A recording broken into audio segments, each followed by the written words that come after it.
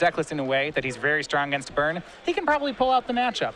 Yeah, back when I was playing a lot of Modern about a year ago on Magic Online, I ran into a lot of obstinate Baloths post-board. That was when Liliana was a little bit more prevalent in the format. There's a lot of different cards people can go to. Yeah, now, and Sean, I'll tell you this, he's not going to make this easy for Jim. He does have 2 copies of Kitchen Finks in the main, as well as a Sorin Solemn Visitor. Game 1 might be rough. We'll get to the sideboard in a bit here. As we are underway, though, Sean starts on Stirring Wildwood, looking at Jim's hand, and it is a lot of 3s.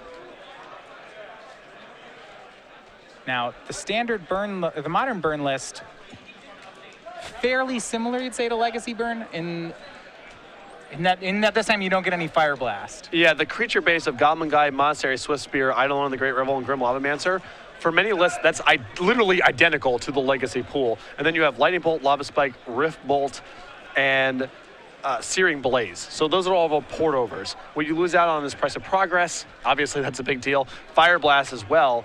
You do pick up Boros Charm, and Skullcrack is a card that could theoretically make Legacy lists as well. So yeah, if people were playing more Siege Rhino style effects in Legacy, you might play a Skullcrack. For sure. Damage plus any sort of benefit tacked on is exactly what this deck is in the market for. All right. Well, turn 1, Jim has a Grim Lavamancer. Sean will have Noble Hierarch in play, and he'll pass backs. All right, so walk me through this. If you're the burn player, how much do we just have to go at the Dome? You know, do we stop to kill Noble Hierarchs even? Noble Hierarch is innocuous enough that you, in terms of how much it's done through development to kill, that you generally want to kill it. The thing to look out for when your opponent does something like play a Noble Hierarch into your Grim Lavamancer, 2 cards should be on your radar. One of them is Tarmogoyf. They just might want a creature in the graveyard to make that big. The other one is Scavenging Ooze. So you have to weigh that into all of your calculations. There's also the hope that, you know, Jim just doesn't have an efficient way to get a second card into the graveyard. If he's bolting you on your main phase, and then after combat shooting down your Noble Hierarch, well, okay, whatever. Not that big of a deal. Right now, is he... But you think, if so, Jim will stop to kill the Night Hierarch, or will he just send the Lavamancers upstairs? Well, it sort of depends on the way that the game plays out. I think you often want to kill Noble Hierarch because the cost to do so is fairly low. Particularly when you have Eidolon the Great Revel, because you want to pin on mana and force them to just cast a bunch of 3s, but it just depends very much on what your hand looks like. And as you mentioned here, Eidolon was the play for Jim. He swung in for 1 with Grim Lavamancer, then played Eidolon. Sean, being careful with his mana, just fetches on end step. He's now at 18, 1 point from his fetch land and 1 point from the Grim Lavamancer. It's a funny thing to say, but when you're playing against Burn, the skill with your lands matters so much. Like, when can you afford to get dual lands? The sequencing on your fetch lands is very important. You don't want to be in a spot where you had to get a Godless Shrine untapped when you could have gotten a Plains if you played a different fetch land and so forth. So a lot to pay attention to. And that, at this point, Sean knows the matchup. He knows he's against Burn. Looking at his hand, a card like Thoughtseize, that almost just becomes uncastable here, right? It makes you take 4. In the face of Eidolon of the Great Revel, it's uncastable. Yeah. Third land is Treetop Village. Sean, he is going to pay some life here to make Lingering Souls. Gets shocked by the Eidolon, down to 16. But now has some efficient blockers in play. And this is, I think, one of the difficulties with the Opson deck in this matchup in particular, is that you don't really have a quick way to win. So, you know, it's like you don't want to cast things into this Eidolon, but what else are you going to do? Exactly. You know, he's got to get something going. He can't wait all day, obviously. But by the same token, this kind of pressure just is not very substantial. Yeah, he took 2 damage to make 2 1/1s. Not at the end. I mean, things like Treetop Village actually are very important. Yep. Which he does have 1-0. Low opportunity cost, and it's another threat. So we go back over to Jim. We see a Shard Volley in hand. He has a fetch land. Triples of a burn spell here. Yeah, Boros Charm. Okay, so he has 20 points of burn here. Yep. The question is he willing to offer up the Eidolon as a trade? Because at this point, the Eidolon might be more harmful on Jim's side of the table than for Sean. If Sean's going to start cranking out a bunch of 4 and 5 mana spells, and Jim's trying to burn out with Boros Charm, it's possible the Eidolon is harmful. Yeah, if he just gets 1 more point off the Eidolon, then he shaves a turn off Sean's clock, I believe. But maybe he's going to offer a trade. And the question is, will Sean double block? Single block? Yeah, he'll just take the trade. Yeah, that's one of those interesting situations where a double block, a single block, and no blocks are all justifiable plays, depending on what's in Sean's hand. He may want to trade with the Eidolon, he may want to chump off the Eidolon, or he might want to just race in the air. Jim's going to crack a fetch land. This is not necessarily letting the damage go across just yet. This does give him the option of using Grim Lavamancer to take care of one spirit token. Yep. And again, as you were saying, there's a decent chance he just wants the Eidolon dead, but no, he'll go ahead and use Lavamancer to save the Eidolon. One spirit goes down, looks like the other one will as well. Hanging out in Sean's hand, though, a card which I kind of like here. He does have a copy of his copy of Tassiger the Golden Fang in hand. Yep. This play, also, the flip side of this, is not clear that Jim wants to do this too. This is very complicated because, again, if Sean starts cranking out Tassigers, high mana, high impact threats, the Eidolon might end up harming Jim quite a bit. I think the tiebreaker at the end of the day is that you don't really want to put a creature in the graveyard when Scavenging Ooze is one of the cards you're worried about. Jim will just pass back here. We go over to Sean. This is turn 4. Does have a Treetop Village in play. It's helpful. Has Stirring Wildwood in play as well. So he has a lot of mana lands, a lot of threats he can make without playing into the Eidolon. That is really slow, though. Right. I mean, it's not really slow. Yeah, it's not quick enough. And if your whole turn is animate my Treetop Village, attack you, and Jim has a bolt, then he's racing you. Yeah.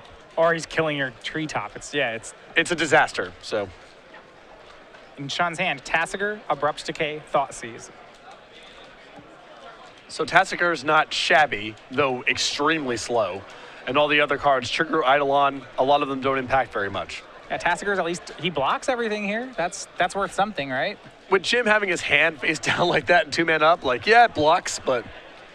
That's going to be the play. Exiling Lingering Souls to just cast Tassiger. Empty graveyard. But it is a 4/5. It's big. Jim will end step, send a Boros Charm upstairs. 2 to Jim, 4 to Sean. Boros Charm is also big. In a different way, but it's also big. Boros Charm every turn races at the same speed as Tassiger. Just makes you lose a card, but if you have enough cards, it's fine. Draw for Jim is a copy of Searing Blaze.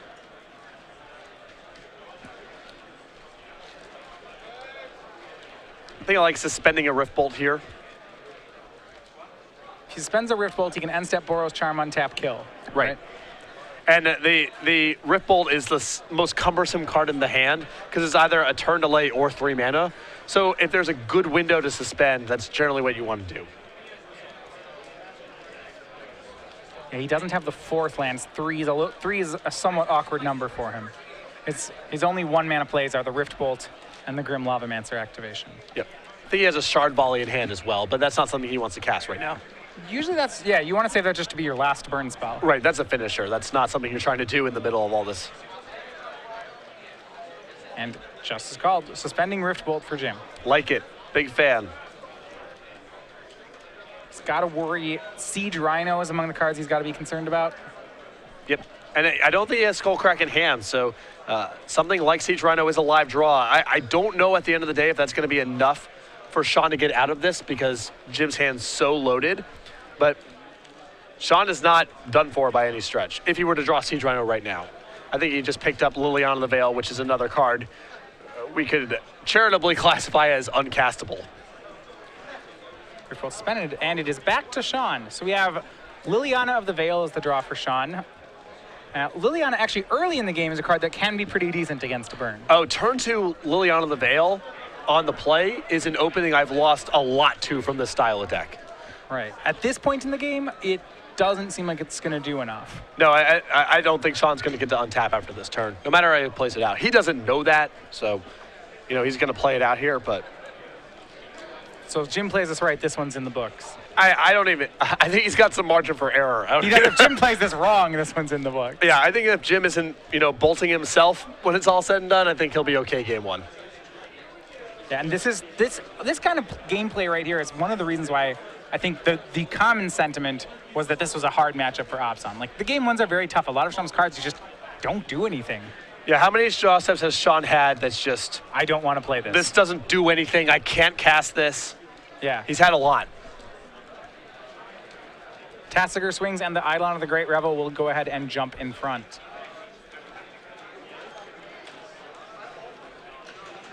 And now it looks like maybe Sean can buy himself a turn. He's going to Abrupt Decay the Grim Lavamancer. But that's not going to be enough. Jim's still with Lethal Burn as a response. Well, this is not too bad for Sean. He gets to follow this all up by Scavenging Ooze and gaining. I still think he's not going to be able to get out of this. If not this turn, then not this game. But it's not a shabby turn. Well, Jim has 14 points of damage right now. He has a Boros Charm and Rift Bolt this turn, and then a Shard Volley and Boros Charm next turn. So Sean will have to gain 3, and I don't believe that's enough. Boros Charm cast on end step. Sean will gain 1. He'll go up to 13, down to 9. Yep, and Boros Charm plus a Bolt is right enough to get it done.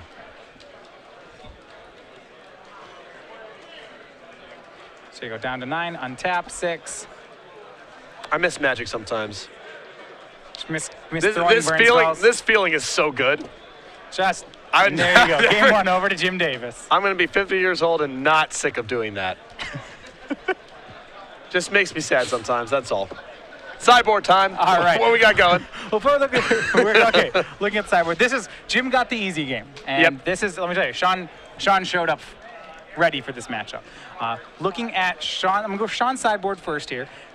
First of all, he has 2 copies of Duress. Those are excellent against burn. Hey, it's a 0 life way to get rid of a burn spell.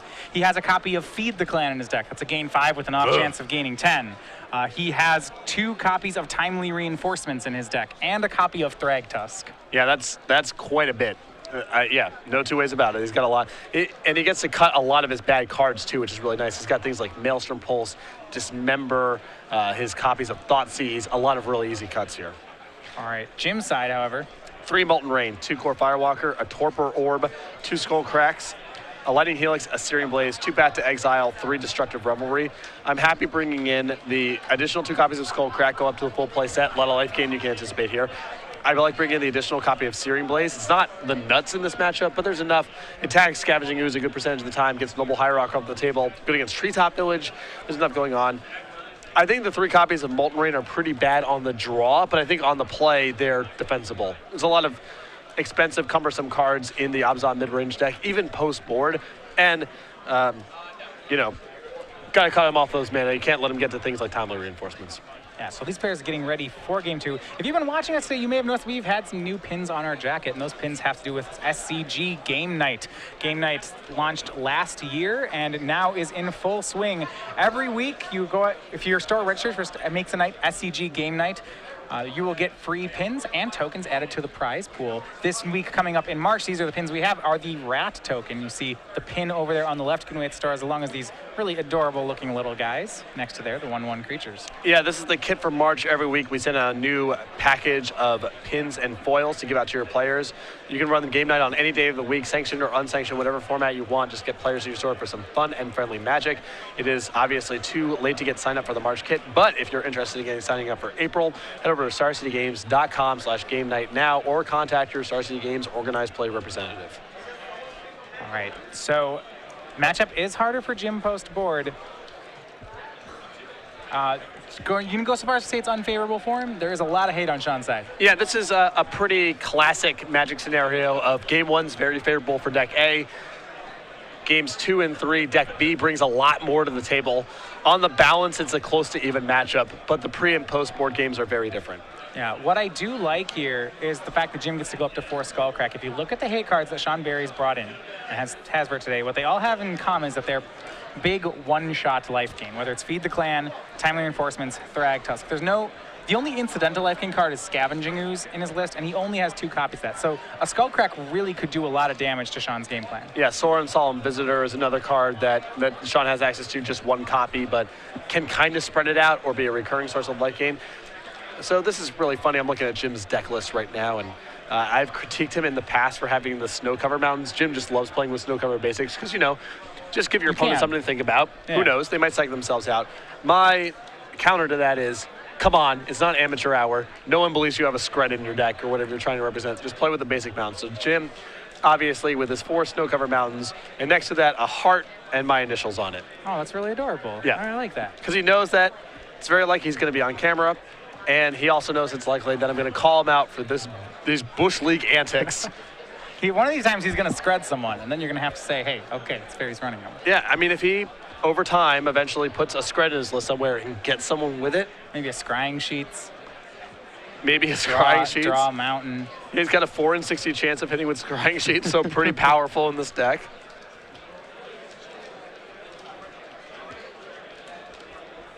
Yeah. Game 2, Sean will be on the play. Looking at the game plans that they're going at after here, it does seem like Noble Hierarch's really important on Sean's side. He's got to get an early threat, I would think, whether that's a turn 2 Kitchen Finks, turn 3 Siege Rhino, something like that. You know, he needs to be more proactive. That last game he didn't have damage in play, and that's really what got to him. Yeah, the flip side of it is the burn deck is kind of all, the burn deck actually post-board slows down most of the time because it's de-emphasizing its creatures. Because you don't want to play a lot of creatures against Abzan. They have a lot of removal spells on top of Tarmogoyf and Scavenging Ooze, so there's incentive to get away from that kind of stuff. You want to become, in my opinion, more of just a straight burn deck and sit on Skullcrack as your form of interaction. But that does reduce the speed of your deck because most of your most explosive openings involve turn 1 Goblin Guide, turn 1 Monastery Swiftspear, turn 2 Eidolon the Great Rebel on the play. They incorporate those cards, but against Abzan, I like getting away from those kind of effects. Yeah. We're underway here. Sean Berry down a game. He'll be on the play. Remember, winner of this will lock up a spot in day 2. 7-1, good enough to make it on.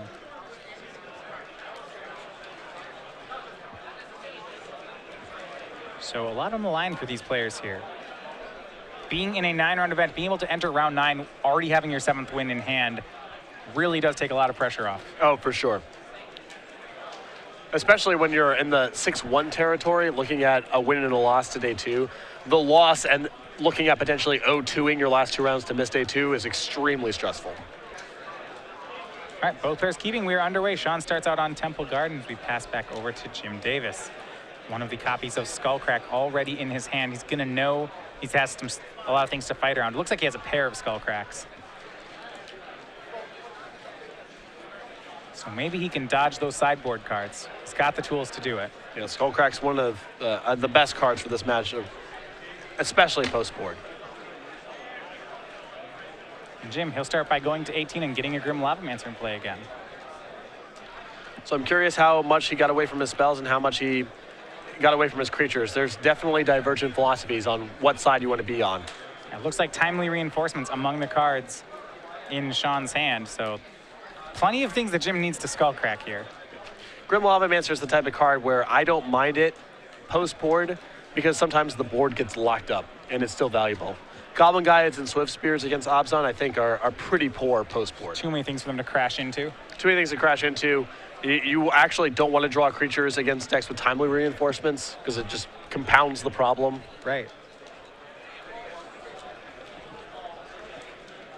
Grim Lavamancer play. Jim with his draw for the turn.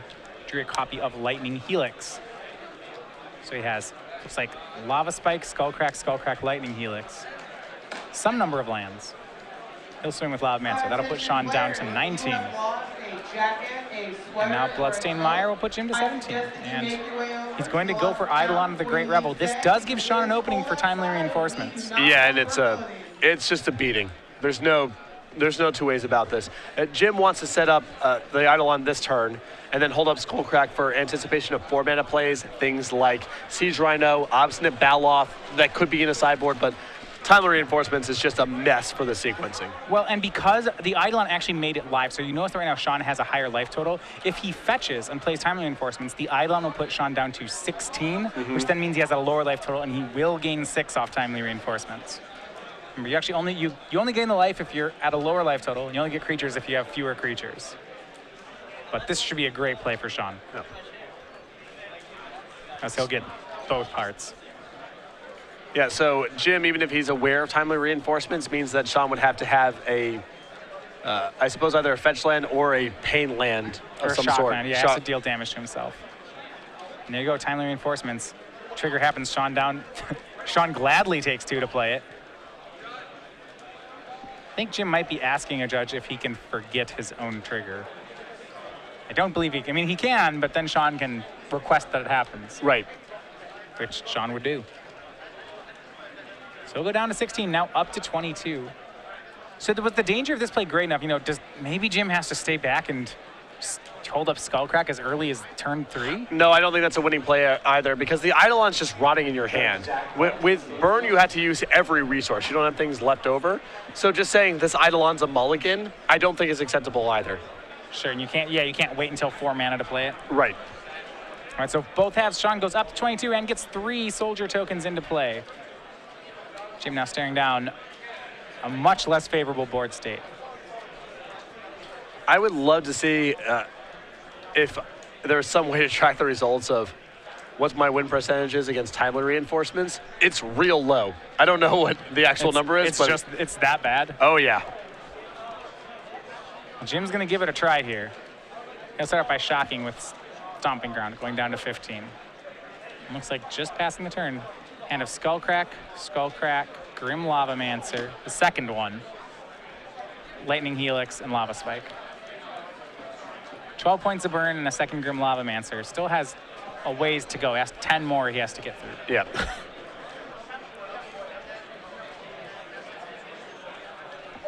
See if Sean will help at all. The Eidolon is still in place, so Sean might deal some damage to himself off lands. See a pair of Tarmogoyfs and a pair of Lingering Souls in Sean's hand. So nothing backbreaking here. Right, that's the reprieve here for Jim is the rest of Sean's hand isn't very good and it all triggers the Eidolon. Right. That said, Jim has dealt 4 damage to himself, rather 5 damage to himself off his own lands. Sean does have an army of creatures. Paired with maybe some Tarmogoyfs, Jim does have to be careful about getting raced.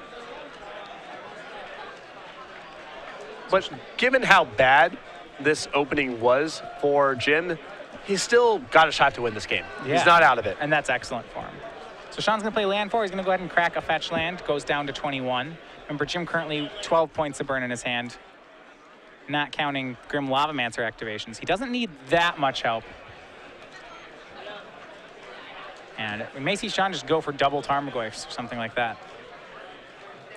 Looks like another timely reinforcements in Sean's hand, just in case things get out of hand. Yeah, and I think that Sean's going to try to play this game in such a way to, he'll take some Eidolon triggers advancing his board and hopefully get to a spot where he can just timely reinforcements, pull himself back up and have 2 Tarmogoyfs or Lingering Souls tokens or what have you pressuring Jim the whole way. Yeah, now that said, it's unlikely Jim's going to leave down Skullcrack again, I would think, so that Sean gets off another timely. It's true.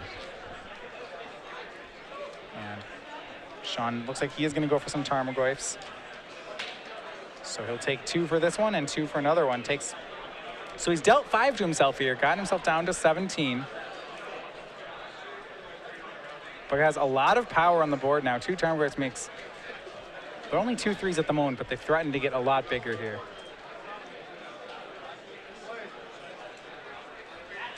Land and sorcery in the yard, so Jim cannot use instants to kill these Tarmogoyfs.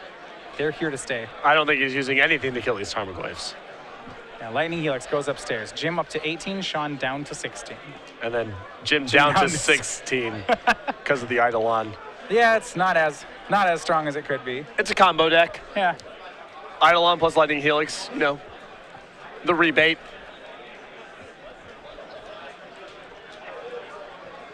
And Grim Lavamancer will deal 2 more.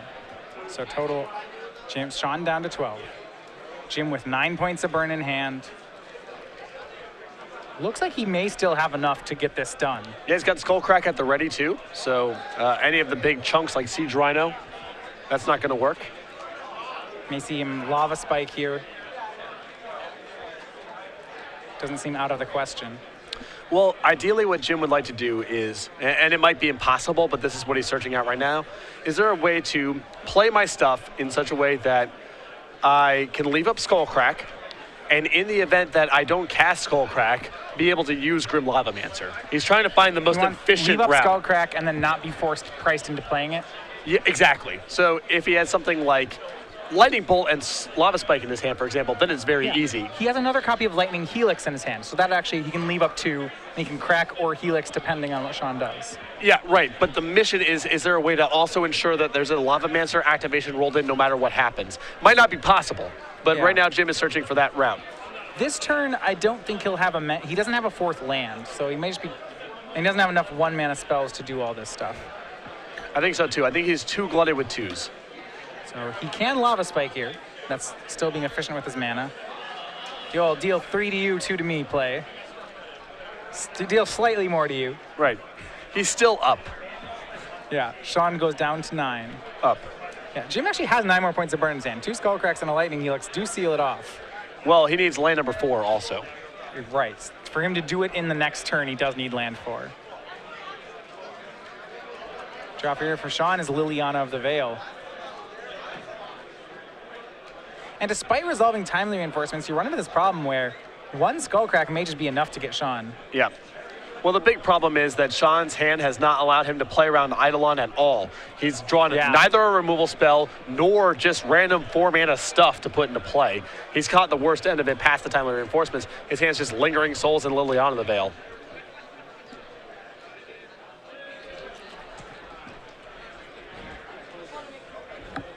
All right, and we see here, the draw of Liliana. I think we're once again in the spot where Sean's drawing cards that he just never has any intention of casting. But Jim also has to be mindful of not getting locked by his own Eidolon, and it's actually possible he offers up a chump block here to get to the spot I was describing before, where the Grim Lavamancer is available to be used in the event that Sean doesn't, play into the Skullcrack this turn. Pair of Tarmogoyfs go ahead and swing. They're just 2/3s here.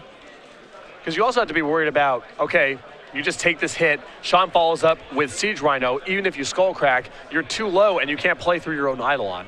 Well, Jim could actually just double block a Tarmogoyf perhaps also. He could actually kill one of them, maybe. I don't think he's really that interested in killing them. And it's actually better to save your chump blocks for down the line because the Goyfs are likely to get larger, not smaller. Yeah, I suppose if you do double block, all it takes is 1 instant for Sean to really pull a number on you. Yeah. This is a very, very, very difficult block. Yeah, does he want to get rid of an Eidolon here? He does have 9 points of burn in his hand, and Sean is at 9. I mean, if I'm in Jim's seat right now, I'm starting to feel like this Eidolon is causing more harm than good. Yeah, now a card. The danger is that if cards like Feed the Clans exist, and if Sean has one of those, well, Jim can't really play around an instant speed life gainer. No, I don't think that's going to be happening anyway, because none of his mana is going to be saved over in this. If Sean doesn't play something that necessitates a Skullcrack, Jim's going to Lightning Helix. So something like Feed the Clan is going to get him no matter what. Jim can't avoid that. So Jim takes 2. The Eidolon dying moves both the Tarmogoyfs up to 4/5s. Adding both creature and enchantment. From Jim's perspective, now the Eidolon's off the table, which frees up a lot of action. Right. Let's see, what does Sean go for post-combat? Does he try for the life gain card? Does he try for timely reinforcements? Now that Eidolon's off the table, Sean can freely make his plays. And the Lightning Helix in Jim's hand might mean that Jim might survive through Sean's following turn, even if Jim doesn't just draw land number 4 to end the game. If Sean plays Liliana and pluses it, he might be able to get enough of Jim's... probably still can't get enough of Jim's burn spells. That's a dangerous route, right.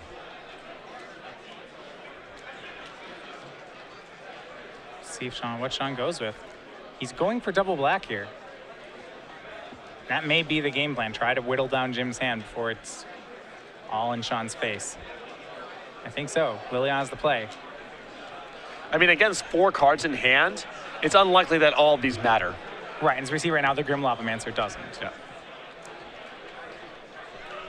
Actually, deciding which mode he wants on the Chandra. May just want to get rid of Grim Lavamancer. Yeah, and that'll be it. He'll just go ahead and edict Jim. Sure. Please remember at the end of this round to bring your matchman up to the settlement station where you signed up for the event so that we can give you your prizes. Once again, Legacy Challenge. And the Lightning Helix here will put Jim to 15. That may buy him just enough time to not die on this next attack. Right, I mean, he's looking at 4, 8, 9, 10, 11 points of damage coming across on the board right now, so he's at 4, and if he just rips a 4th land here, that's game. Draw was Rift Bolt. Just can suspend it and go, I think. He has to leave Skullcrack up. Well, he may want to play Grim Lavamancer instead. I guess this is... it's arguable he wants a chump blocker more than a suspended spell. I think Jim is just saying, the Skullcrack probably covers me, and it's very unlikely I die. I mean, the game's all about, right, is Skullcrack enough? Right. You see here the draw for Sean, Siege Rhino. Jim had both. Even if Sean had jammed the timely reinforcements last turn, Jim actually had 2 skull cracks, so the Rhino wouldn't have worked either. The risk is that with Liliana in play, Sean might have some weird card type that grows the Goyf, and then you have lethal coming across. It's part of the reason I think I would have gone with Grim Lavamancer that turn instead. Sure, if he discarded an artifact here. For right, example. you just want to have something to chump out the Tarmogoyf, I think, because between Siege Rhino and having some weird card type in his hand, Sean might be able to cobble together lethal this turn. Yeah. Turns out he does not. It was Lingering Souls discarded. Wait. This is still lethal, though, right? The Goyfs are 5/6s. He can just play Siege Rhino post-combat. Yeah. That's why, that's why I was kind of on the Lavamancer play. Yeah, so if you play the Lavamancer here, then it's good. Well, I guess the flip side is that Jim doesn't have enough damage coming across on the way back. There's no guarantee. Because his hand right now is Skullcrack Grim Lavamancer. So I guess he just has to suspend His and hand is 2 skull cracks. Oh, he has 2 Skullcracks. Yeah, then I think that I would have played if it. you play the Grim Lavamancer, then this actually wins it for Jim. Sure, his hand is laid out in such a way that I just assumed. And Sean so he's what we'll get we'll see what we're up to right here. Sean's going for timely reinforcements, it looks like. Yeah. And the that Skullcrack gives us covers Jim it, yeah. Davis gets the win there. Now that does mean the Siege Rhino does get it for him, right? I think it was 11, and Jim he had 11 points of damage coming across in combat. And Okay, Jim, the Goyfs were 4/5s. yeah, I think he was a point short. Okay, all right. So there you go. So he's still a point short. So there you go. Jim Davis 2-0 does defeat Sean Berry. Jim will move on to day 2, whereas Sean at 6-2, he's going to have to fight again next round. Yeah.